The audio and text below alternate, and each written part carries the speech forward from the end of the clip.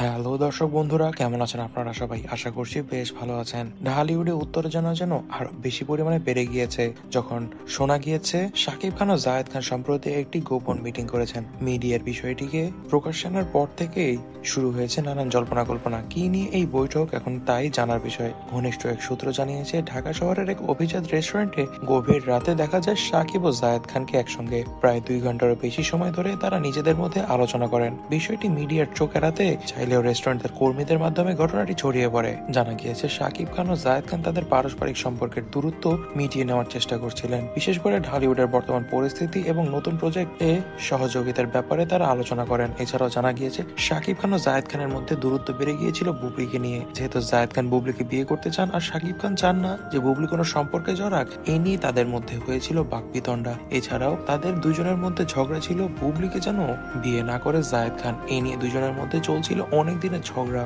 তবে ঢালিউডের বর্তমান পরিস্থিতি দেখে এবং মানুষদের সকল ধরনের ইচ্ছা আকাঙ্ক্ষার কথা শুনে শাকিব খান সিদ্ধান্ত নিয়েছেন জায়েদ খানের সঙ্গে সকল ধরনের সমস্যাকে তিনি মিটিয়ে ফেলবেন। সূত্র মতে শাকিব বলেন, ঢালিউডকে আরো শক্তিশালী করতে আমাদের একসঙ্গে কাজ করতে হবে। অতীতের সব ভুল বোঝাবুঝি পিছনে ফেলে সামনে এগোনোর কাজটাই হবে বুদ্ধিমানের কাজ।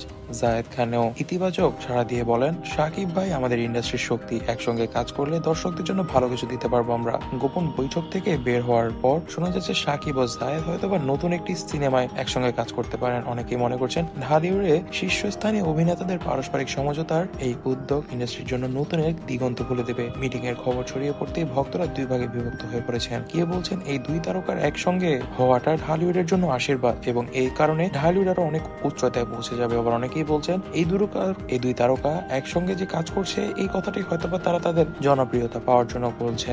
হতে পারে তারা এখনো তাদের ঝগড়ার মধ্যেই আছে। তবে দর্শক বন্ধুরা, আপনারা কি মনে করছেন তা কিন্তু অবশ্যই আমাদেরকে কমেন্ট বক্সে কমেন্ট করে জানাবেন। আজ এ পর্যন্তই। ভিডিওটি ভালো লেগে থাকলে ভিডিওটিতে লাইক করে দিবেন, বেশি বেশি করে শেয়ার করে দিবেন এবং আমাদের চ্যানেলটিকে সাবস্ক্রাইব করতে ভুলবেন না।